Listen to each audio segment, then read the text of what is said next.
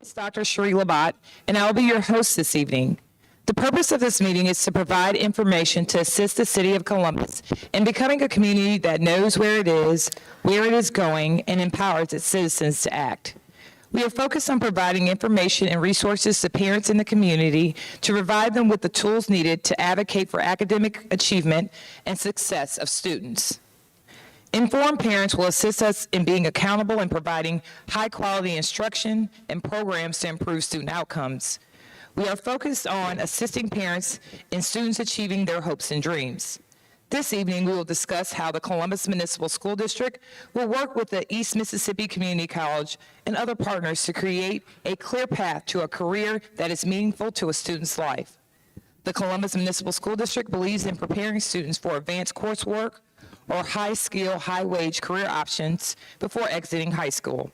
We feel a moral obligation to prepare students for life, work, and college success. Today, our special guest is Dr. Courtney Taylor. Dr. Courtney Taylor currently serves as Vice President of Workforce and Economic Development at East Mississippi Community College in Columbus, Mississippi. Dr. Taylor is responsible for workforce development activities, including the Communiversity, which is a 145,000 square foot advanced manufacturing training facility dedicated to inspiring, informing, and training the local workforce.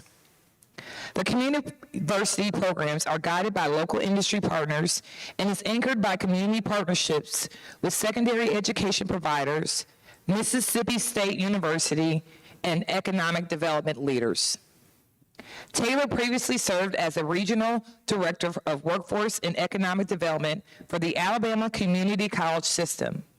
Prior to joining ACCS, Taylor served as the Director of Workforce Solutions at Calhoun Community College, where she managed open enrollment training programs and customized training for local industry. Taylor also worked for the Center for International Business and Economic Development at Troy University as an assistant director. While at Troy, Taylor worked with communities and economic development developers to design initiatives driven by industry need and to gain a complete understanding of the labor market. She has focused most of her career translating needs and opportunities between education, industry, and economic development. Taylor has worked at the forefront of education for over 15 years, convening diverse stakeholders across academia, industry, and government to develop and implement innovative and robust solutions.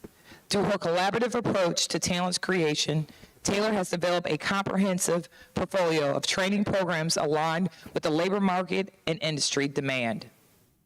Taylor is a practiced academic and received her PhD in Human Capital Development from the University of Southern Mississippi. She holds a master's degree in Human Resource Management from Troy University and a bachelor's in Business Administration from the University of West Alabama.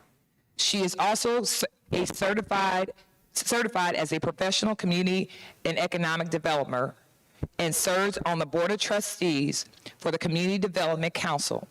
Additionally, Taylor teaches management courses for Taylor University. Welcome, Dr. Courtney Taylor. Thank you so much, Dr. Labat, and to those of you in the room, hello and welcome. I want to thank you all for being here today, and I look forward to chatting with you for a little while. So, get my notes here real quick. Okay, so I'm really excited to be here and to talk to those of you who are here and online and kind of highlight some of the things that we're working on with the Columbus Municipal School District and things that we are doing to try to help our community understand the options and what's around them. So you'll see on the screen behind me here, that is a picture of the Communiversity. If you've not been in the Communiversity, I invite you to come out for a tour. You can talk to any one of my team members and we would be happy to show you around. So if you don't know what that building looks like, it looks like the Avengers headquarters. It's the big glass building on Highway 82 between here and Starkville. And the facility is home to all things workforce, manufacturing, construction training for East Mississippi Community College. We also work with Mississippi State University on a few initiatives and some more coming. And so it's been a really fun journey. So tonight I want to start, and I'm going to keep this as short as I can. Let me turn this on.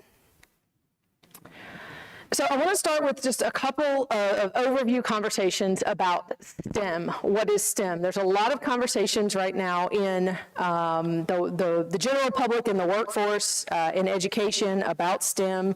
I'm going to keep it to a high level, but essentially STEM is very simply science, technology, math, and engineering, or engineering and math. These concepts lead to many opportunities, and math is essentially the building block of all of them. STEM careers are growing at nearly double the rate of non-STEM careers around the country, and we're seeing it right here in the Golden Triangle as well. The thing that I try to make sure that all of our parents and community members understand is that STEM opportunities exist locally. A lot of kids think they have to leave to be successful. They think they have to leave the community to go to school. They think they have to leave the community to find a good job. When what we have found is most of the time they just don't know what's here, and I'll show you a little bit about what's here in a minute. But these careers are local, these careers are regional, they are statewide, they are national, and they are international. And so part of what we want our community and our children to understand is that you can start here and you can really go wherever you want. Here being East Mississippi Community College, Mississippi State, MUW, you got plenty of options here to pursue both STEM and non-STEM careers. But many people, when we say STEM, immediately think of doctors, engineers, scientists, careers like that. But these STEM careers actually also include things like HVAC technicians, welders, CAD design and engineering technicians, veterinary technicians, pharmacy technicians, mechatronics technicians, software developers. I can go on forever about this. None of those careers actually require a 4-year degree. However, they all can eventually lead to one if you need to start there or want to start there.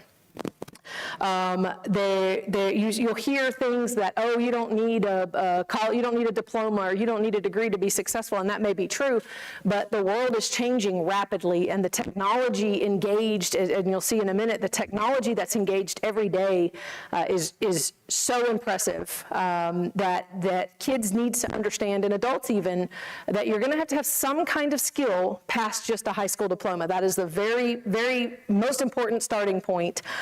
But then the next step is, okay, what kind of skill do you want to get? What do you want to do? Even if it's not your long-term plan, is can you start somewhere to get where you want to go? Of this conversation and what Dr. Labat and I are going to talk about is just to make sure our community knows their options. So as part of that, I want to talk to you about why this matters and give you some time to kind of study the screen behind me. But these STEM careers are driving our future. I am impressed every day by the technology that I get to, and I say play with, but the technology that I get to be around and immersed in, and I get to learn as part of my job. I wish everyone could experience that. That's part of why we've got some of the programs that we've got going on, and even why the university is all glass, so you can physically come in and see the careers and see what's happening. I cannot impress upon this group enough that learning these basic skills in STEM are going to be the driver of the workforce of the future. I know sometimes people's eyes roll back in the back of their heads when they hear about technology, because we really gloss over technology and I think we take it for granted, but it truly is changing the landscape. In the past month, I've spoken to several different entities about things like flexible hybrid electronics, Internet of Things, and electric aircraft. These were not things that I knew anything about 5 years ago. So I want to draw your attention to the slides, and you'll see in the top left corner the hand with the little flexible thing on it. Okay, so that is what we call a flexible Arduino. If you were to hold up your cell phone, or even this has a circuit board of some kind in it, you know, the green circuit boards that you can see. And previously, circuit boards have always been very rigid and stiff. Well, now, as you can see in that picture, they are flexible. You can print them on various substrates. I could have one on my lapel right now and you wouldn't even know it. And that is changing how we build things. It's changing how we maintain things because the technology needed is just going to be very different. Next slide, or the next piece over, you see the Internet of Things. If you had told me 20 years ago that my air conditioner, that my husband would be able to change it from his phone, I would have told you that you were crazy because that seems insane. But you can now. And so when your basic home items can now be connected to the internet. And in the same regard, that same thing is happening with our manufacturing plants, and their equipment that they're using is being connected to the internet. Well, what happens when you connect things to the internet? You open them up for exposure, for cybersecurity, for things like that. And all of these careers are things that are needed locally, taught locally, and are really driving forward.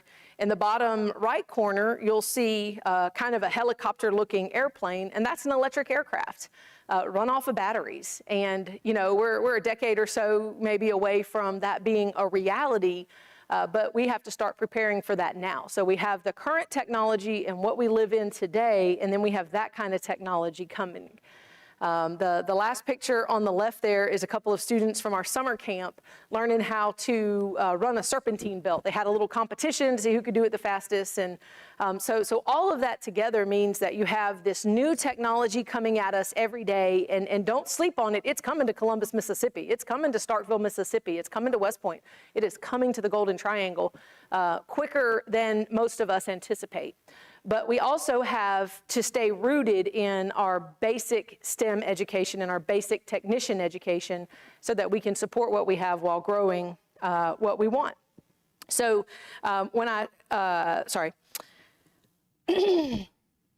as we talk about all of these programs and we talk about the things that are needed, I say you've got to have something past a high school diploma. That could be a multiple-week course. That could be a one-year certificate. It could be a two-year degree. It could be a four-year degree, master's, doctorate, all of that. The key starting point has to be a high school diploma. So we have two options at EMCC and most community colleges now in Mississippi. So the first one I'm going to talk about on the right, which is your traditional dual enrollment, which means you are a high school student enrolled in community college classes. And sometimes we gloss over the fact that these students who are doing both paths are college students.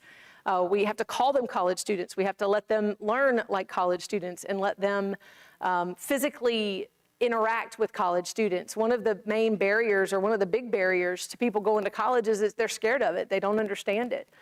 So dual enrollment helps us softly introduce them to the college life, the college rigor, from the safety of their high school classroom. Sometimes they'll come out to us, sometimes they'll do it in their home classroom. It really depends. We ran a fun program this year with computer programming. And so we had to do it online because of COVID, and that had a lot of challenges, but everybody fought through it. And then the other piece you see over here is My Best. And My Best is Mississippi Integrated Basic Education and Skills Training. And what that program does is helps people achieve their high school equivalency. So when you see both of these slides together, I want you to understand that dual enrollment is for adults just like it is for children. So if you don't have your high school diploma, you can actually come see us. We can help you get your high school equivalency while you are in training so that you don't have to wait on one to get the other. Everybody has limited time, limited resources, taking care of families, whatever. So our goal is to get you your high school education credential, but then also give you training to get to that next step. And that is true also of the regular dual enrollment class, because kids can knock out several classes depending on what they want to do before they ever graduate high school. So they could effectively start their freshman year of college as a sophomore or as a junior, depending on the kid. It just really depends on the student. And by the same token, adults can come in and they can get there, they can go through My Best, and they can go to work as a composite technician or an automotive technician. I'm going to read some of them because they're very interesting.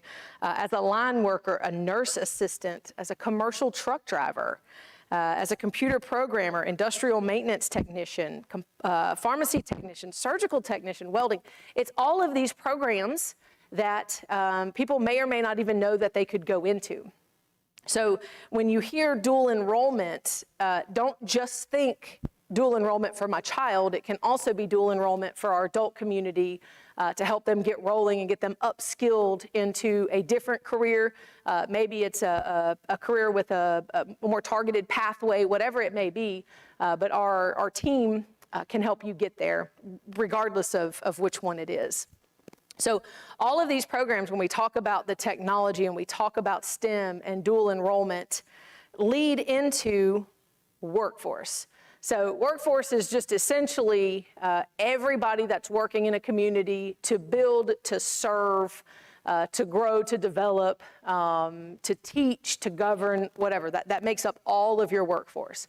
The workforce I am going to specifically talk about is the workforce that you may or may not really get to see what they do. One of the challenges that we have in STEM programs, in my manufacturing programs out at the university, is it's hard to touch and see. You don't get to see them. So I'm going to walk a little bit since this is on me.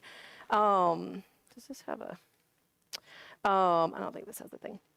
So if you start in the top left corner, what I want you to hear as I'm talking through this is the environment that they're in and what they're building. And I want you to understand everything on this screen is made in the Golden Triangle in Mississippi. The challenge is you're not going to typically just walk into one of these manufacturing facilities. You're not going to walk onto a construction site. And that's a large part of what we have taken up doing at EMCC, is trying to expose our college students, our high school students, working with our high school partners, to all of these things. So I'm going to try to do this quickly so I don't bore you. But top left corner, anybody ever heard of ABB or Baldor Electric? Okay, so that's a Baldor ABB motor. I say Baldor because some people still don't know what ABB is here. In the middle there, that's the first Airbus helicopter that came off the line. That's made right here in Columbus. You got PACCAR. I have grown adults who come in the university and they'll see the big PACCAR motors and they'll say, oh, that's what PACCAR does, okay? All of these things are happening in air-conditioned facilities, okay? By technicians. In the bottom or the middle right here, you've got rolls of steel from Steel Dynamics, not necessarily air-conditioned, but still good jobs. International Paper is big rolls of pulp that go into diapers and all kinds of things and go all over the world. Over to the left over there, you have Burns Dirt. That's actually, I stole that off their Instagram. Hope you don't mind, Burns Dirt. But they're building roads. And then you have Aurora Flight Sciences over there on the left side of the screen, and they do composite work, and they build some drones, and they do, or unmanned vehicles, don't let me get in trouble. And they also go onto Gulfstream jets, and they just do all kinds of really cool stuff. Southwire makes cable. Go straight down from there, you've got a couple of HVAC technicians working on a piece of machinery. You got Yokohama Tire, which is in West Point, where they both make the rubber and the tire. Then you've got Mississippi State Raspet, where they are studying unmanned aircraft, which most of us call drones. And then on the right, you got Graham Roofing.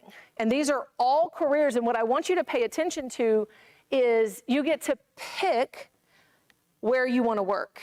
Okay, so there are people who want to work outside, even in the summer. There are people who don't want to work outside, even in the winter. And so the fun thing about the breadth of opportunity in the workforce that we have in this region is that you get to pick your pathway.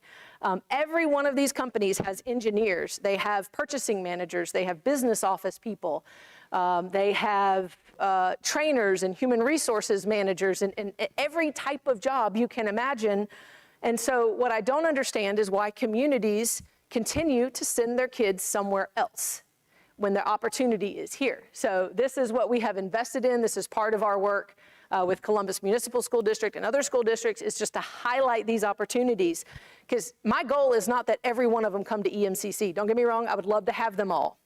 My goal is that whatever they pick, they pick that knowing that they had other options.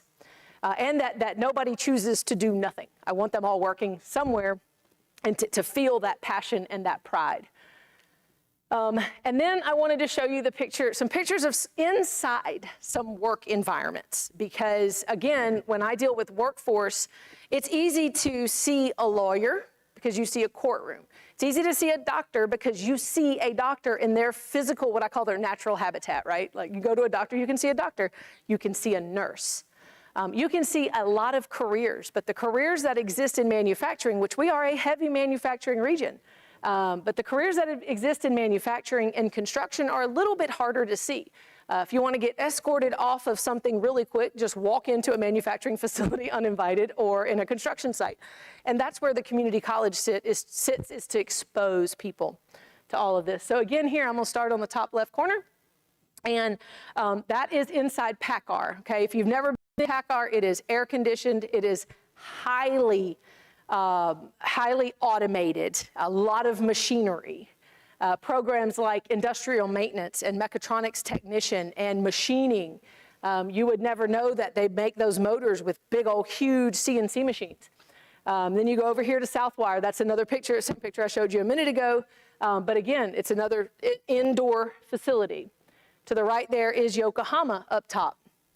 Yokohama is an indoor facility. Different pieces of these plants have different operating environments. Part of what we have to do is show kids those different operating environments. One thing that I have found, and part of our work with Mississippi State, is kids, you hear kids, I'm going to be an engineer. What kind of engineer? And so that's part of all of this work, is to show them what it means to be an engineer. So if you drop down here, you've got a bulldozer. This is actually our bulldozer, and we love it. They won't let me drive it, unfortunately. I didn't take the class, but that is actually a cab that is air conditioned, and it's got a radio, and one day maybe we'll have GPS on it. A lot of them do. So people are operating heavy equipment, and actually I was talking to one of our graduates, a female, who, when I asked her how it was going at her new job, she's like, I love it so much. And she had never done heavy equipment. I think she had maybe driven a tractor before she came into our program. Then you have Airbus in the middle. They make helicopters in an air-conditioned environment. On the end there, you have Steel Dynamics. Not all of Steel Dynamics looks like that. You've got inside, you've got outside, depends on the job. Down here in the middle, you have Plum Creek Welding. That is inside, outside. Some people love that. Give them the option, let them go find that spot. And then the bottom right there is International Paper. There are plenty of other opportunities. But when you look at this picture, and you look at this picture, I want you to understand that our job, my job, Dr. Labat's job, your job, is to show parents, to show grandparents, to show kids all of the options in the workforce. Everything I've shown you, I guarantee every one of them is hiring right now for workers, and they need workers. And every one of them has some kind of training program somewhere, even if it's within the company. It may not be with us. It may not be with Mississippi State. It may be at the company. So when you think about that, and you think about that screen, if the high school diploma is a limiting factor, we have solutions for that. And then if your student is in high school and wants to get ahead of the game, we have solutions for that also, and we'll talk about some of that a little bit more. But what I wanted to just provide today was just a brief overview of kind of these things and what we're doing, and then Dr. Labat and I are just going to sit down and have a conversation and move on from this. You want me? I'm going to put this back. Oop.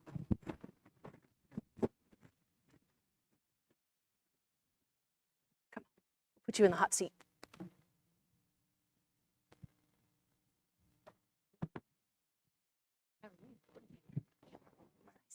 I'm Courtney.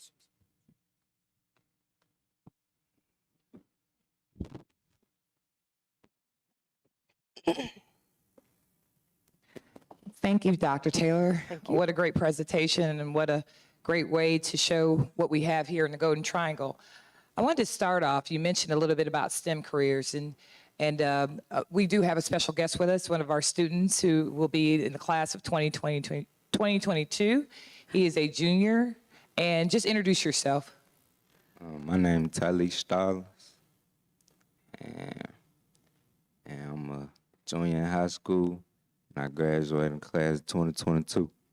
All right. He's one of our dual enrollment students, and we're going to ask him a couple of questions as we get through the first part of our question and answer. But as we think about STEM, and I know you've had a lot of experience with this in your previous positions, and it's working with us to really work on early exposure to STEM. Tell us a little bit about why it's important to have STEM exposure in early grades in K-12.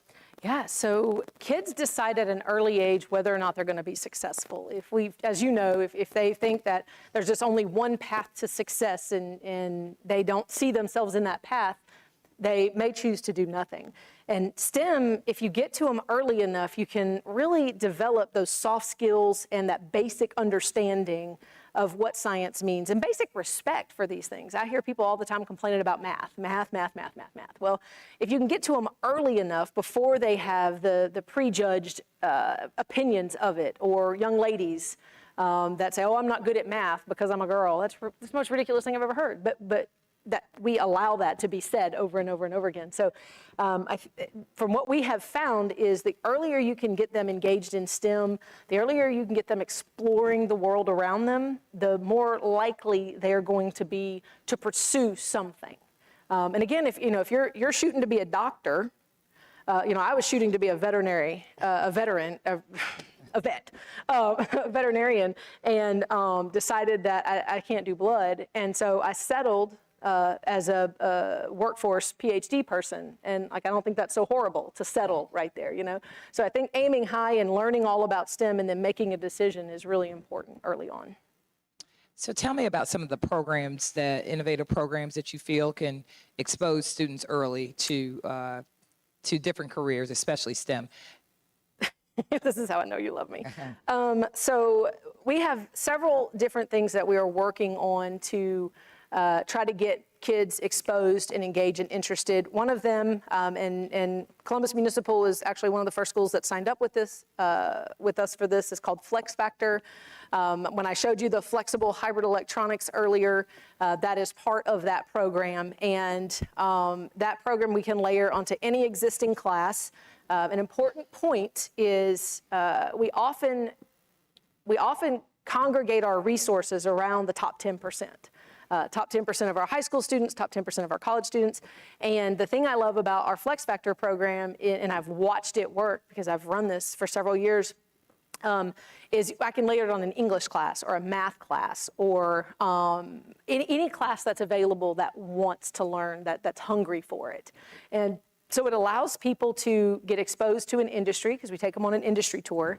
Then we take them to the community college, so we show them the career opportunities, and then we show them the educational opportunities. And the fun piece about how that works together is it gives them context.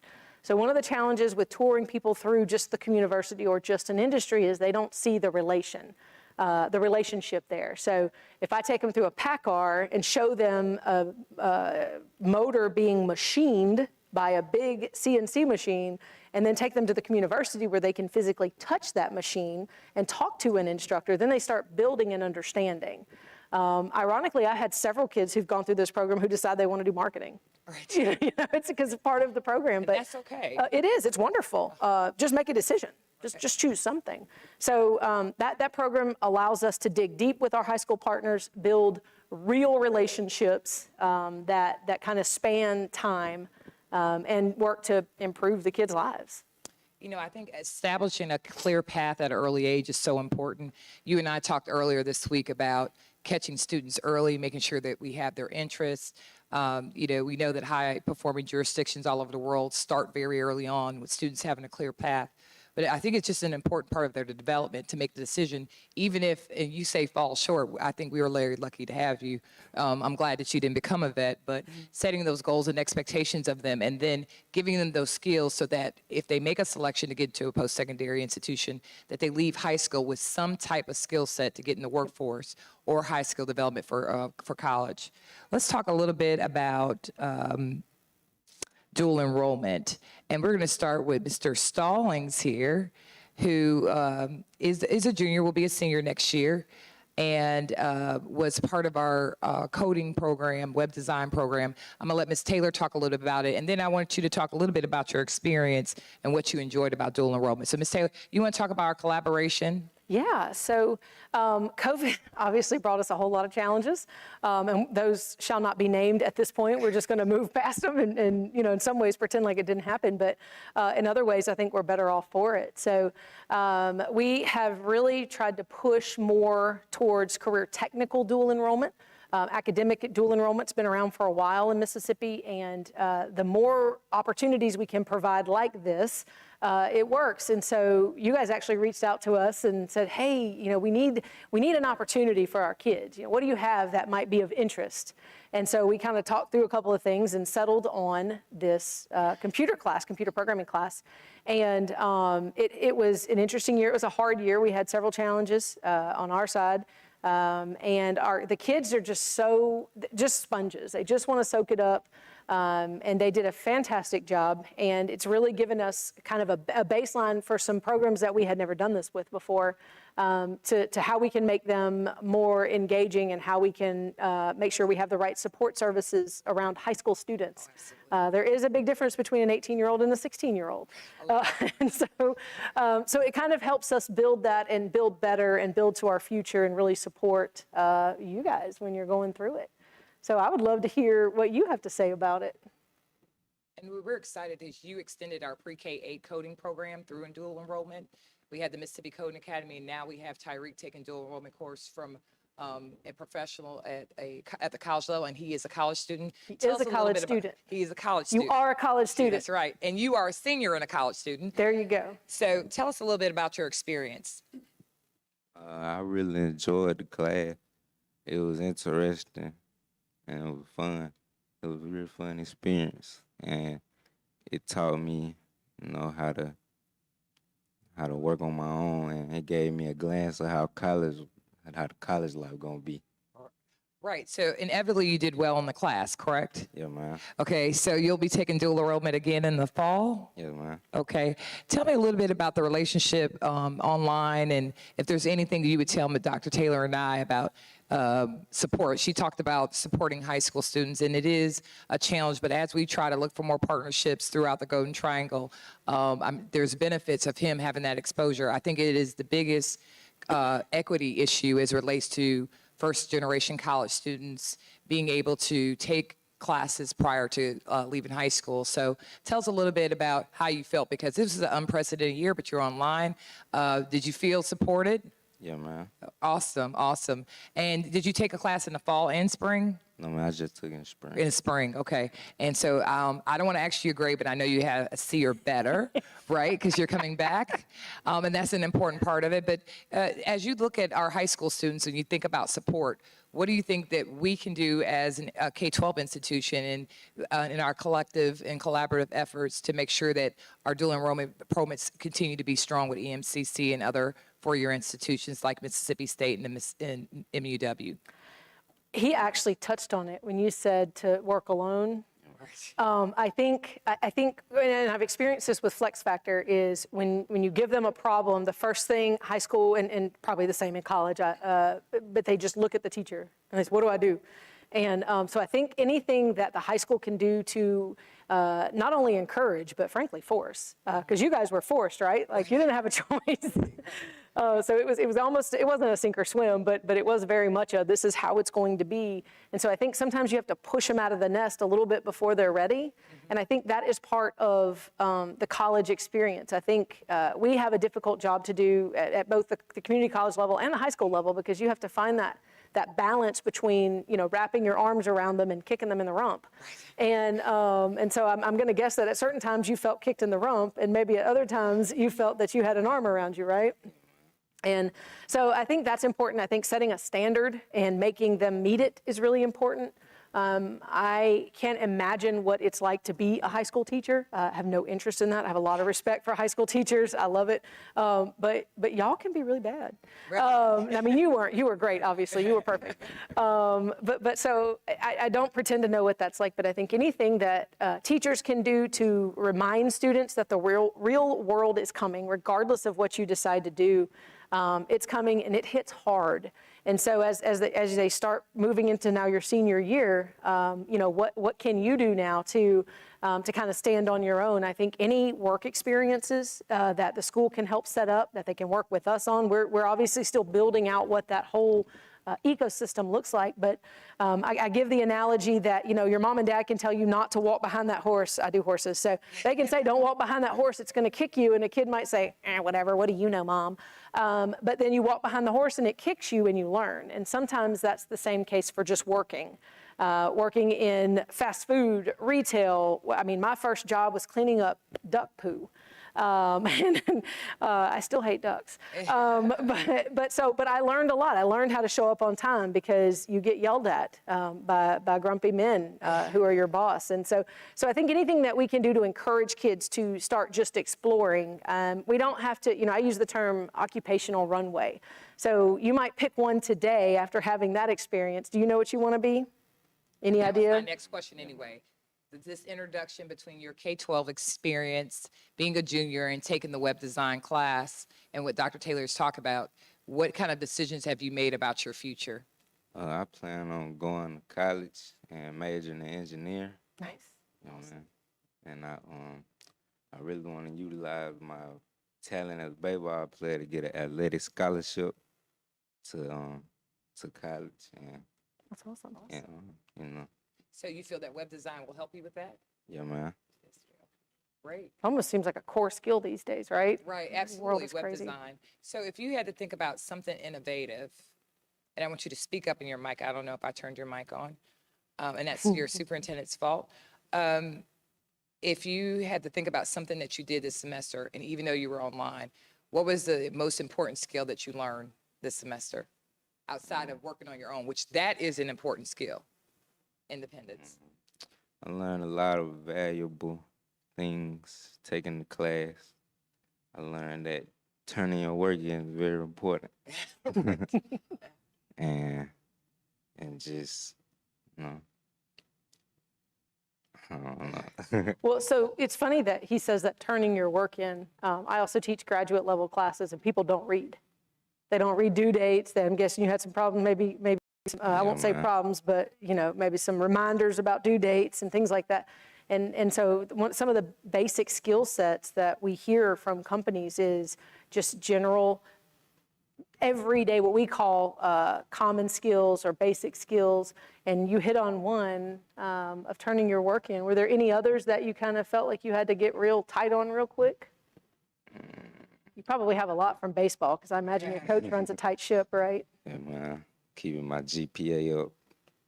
And you know, I just thought about, you played baseball in the spring, and you had a class. Yeah, man. And you were in high So school. you were a college student, a high school student, athlete, right. and a high school student. Right. pretty cool. In a pandemic. And yeah, High five. Awesome. I don't want to ask you if you got a C. I want to see if you got an A or B, but that's awesome. If you did all that, because that is a lot of time management. And that's a big part of the transition to becoming a college student while in high school and managing that. And, you know, you kind of figure out early in life, when you can manage all those things, you can do anything. And if you can do it in the middle of a pandemic, Mr. Stallings, you can do anything. So we look forward to great things here in the near future. What are your hopes and dreams? Because Dr. Taylor talked about everything being in this area that we can create. We have opportunities. We have Mississippi State with one of the best engineering programs in the country. We have a liberal arts institution with MUW, and we have a high school that's going to support you to get to where you need to be. What are your hopes and dreams? My hopes is just to graduate high school 2022 and to go to college and major in engineering and hopefully get a scholarship for baseball. And my real dream is to just be somebody that could give back to my family and my community. My kids always say things that break me down at these meetings. I'll get you. I try. That's awesome. And giving back to your community and your family that makes my day, but my evening. So let's get into what are the top skills that employers are looking for. We talked a little bit about some of the things he learned just from dual enrollment. And although that's not a work placement, some of the disciplines he learned. Tell me what these employers, these great employers in the Golden Triangle are looking for, Dr. Taylor. So it's an interesting labor market. The pandemic forced a lot of things forward, not to get too academic on this, but it forced a lot of things that were coming anyway, but now they're here. The slides I showed earlier, every single one of those companies is looking for people. And most of them will tell you, if you can bring me someone who will show up and do their work, who will meet the deadlines, who will not stay on their phone, who will be cordial to people. Those are very basic things and not what we consider hard skills, but they are the essential skills that you have to have. And we have found, and I have found, that people who come with those, a lot of the things that you hit on, Mr. Stallings, who come with those, they just figure it out. You know, it doesn't matter. You know, they'll learn a training program. They'll learn how to be an industrial technician or industrial maintenance technician or a mechatronics engineer, whatever. They'll go to engineering school and they'll be successful, but the education was just one piece of it. The students that we get who have those soft skills, those core skills, essential skills, whatever you call them, they tend to outperform their cohort and their friends. The kids who don't look for the box, the kids who know that I've got to do my homework and I've got to do it now. And I know that that's not the normal answer in workforce. The normal answer in workforce is, you know, you need all these computer skills or you need all this, but at the end of the day, it is those basic skills that make a difference. Being able to operate basic technology, which these kids can do. My adult workers need a little bit of help in that area. They grow up with it, you know. If you're giving your kid your phone to fix it, then come see us because we'll have a training program for you. And so those are kind of just some basics. Everything has technology in it now. We cannot run from it. You know, we've got some companies who are brand new and others who are kind of transitioning.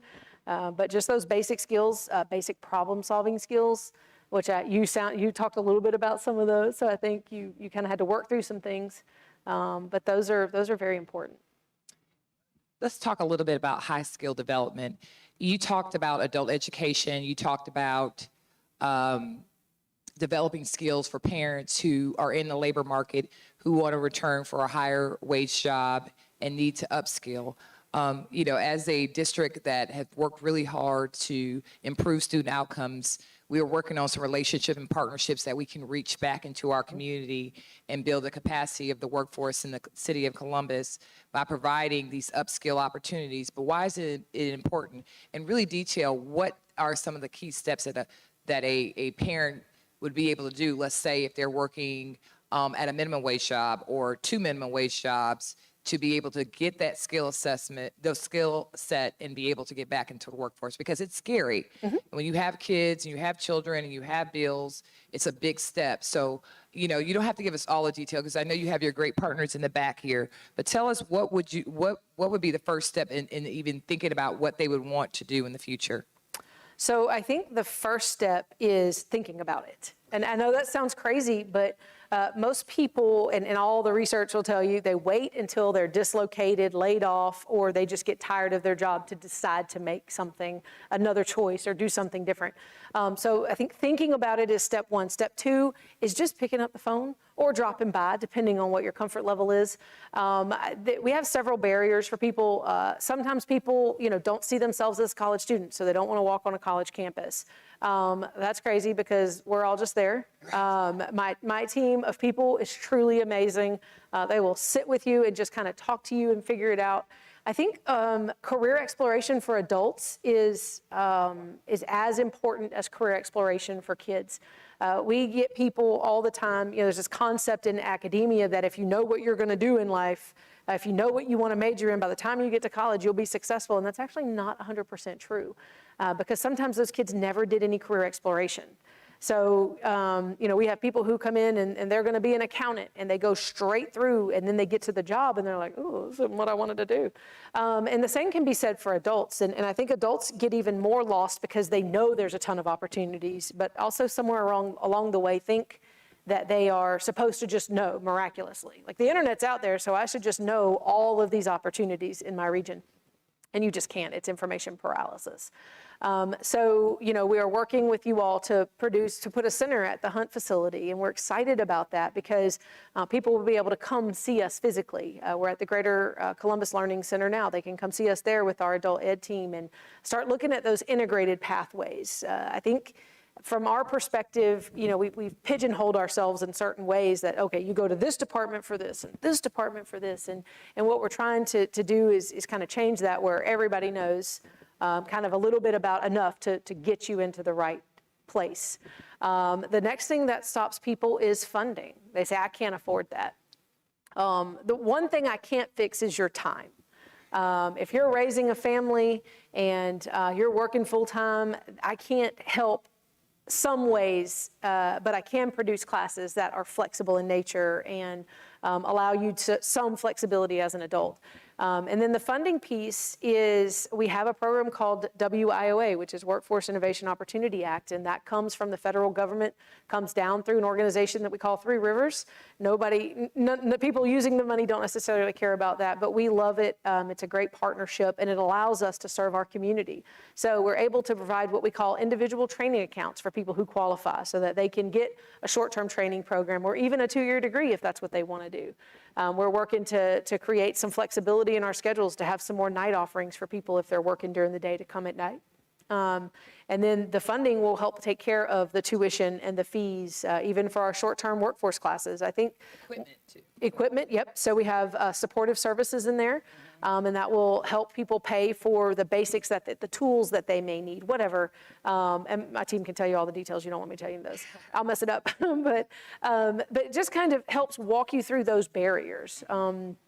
I think everybody hits barriers and hits walls depending on what your exposure is. And so what we try to do is help you tolerate those barriers and not just turn and run from them. So the money is there, the programs are there, we work on the flexibility all the time. And then the next one is when you do come to us is ask us about Career Coach and let us walk you through some career options. I think that's a challenge. If you've only done one job your whole life, you may not know what else is out there.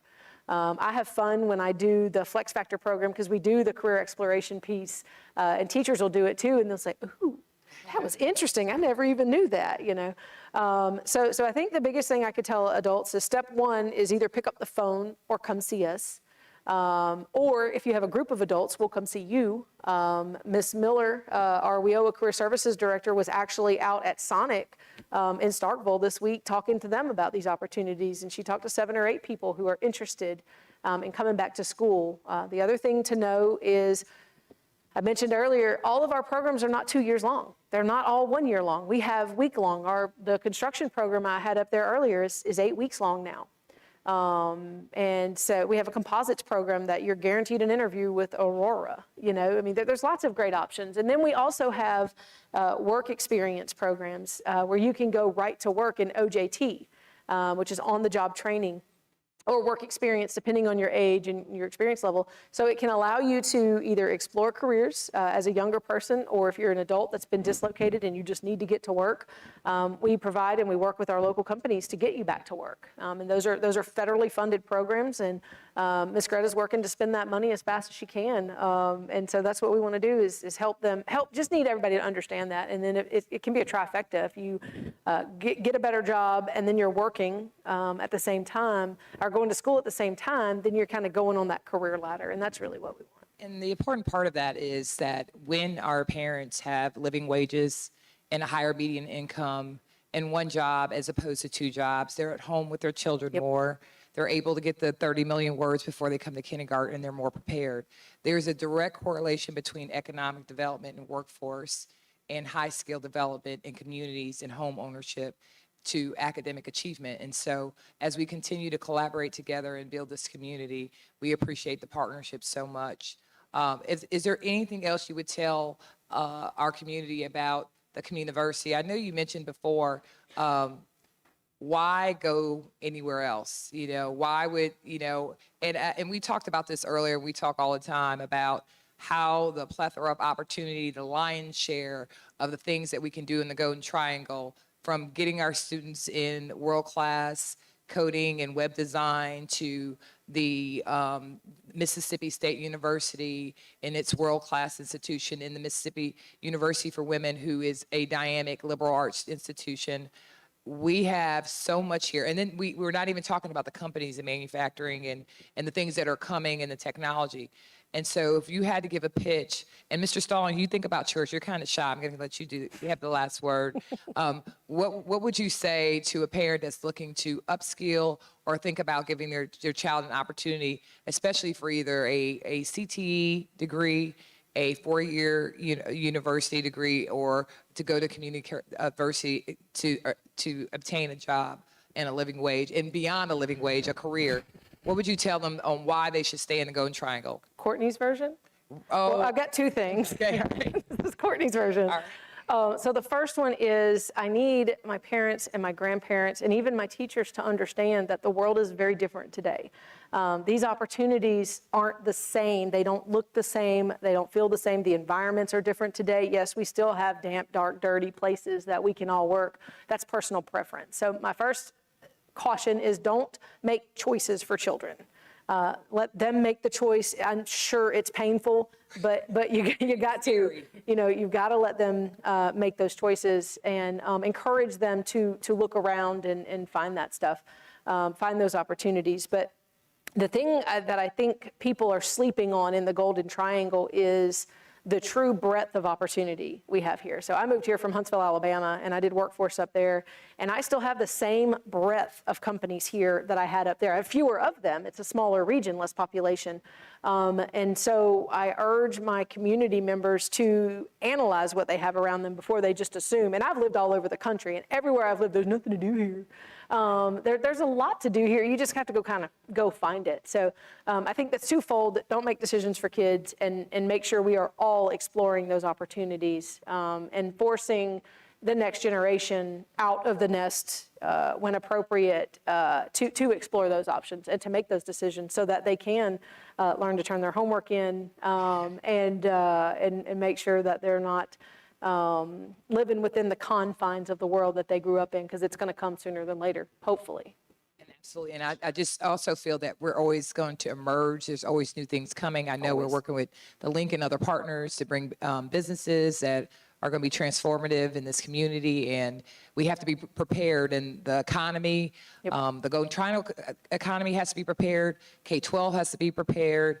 The community college and 4-year universities have to be prepared for the changing economy and things to come and the future jobs of the Golden Triangle. And hang on, before you do that, Oh, I do want to say one more thing. no. I've always got one more thing. Right. The other thing, and the thing that I want to commend you on is thank you for inviting me to this, and thank you for hosting this, but also thank you for your partnership, because one of the things that we are working hard, you're working with me, Mississippi State is working with me, and the community college to bring all this together in one place. I think one of the biggest challenges for both kids and adults alike is that they don't know where to go for information. And so the more we can do together, the more we can kind of ease that runway and try to slip people through before they even know they're going to be successful. Like, you don't have a choice. You just got to go do this, whatever this is. So I think building that comprehensive workforce ecosystem that we're working towards, we have some pieces already in place and there's more coming. But I commend the Columbus Municipal School District for reaching out to try to find these creative things and sometimes bird dogging it. I mean, sometimes you have to be like, yo, Courtney. And I think that's important. And I look forward to our future partnerships. Absolutely. And our future partnerships and collectively working together with so many different partners to make sure that our region is successful. So to end it all, you want to tell us a little bit about just how you feel about the future and everything we talked about. And I know you have hopes and dreams to play baseball and to come back to your community and family, but if you could tell the community anything about your experience now as a college student and as a student at Columbus High, what would you say?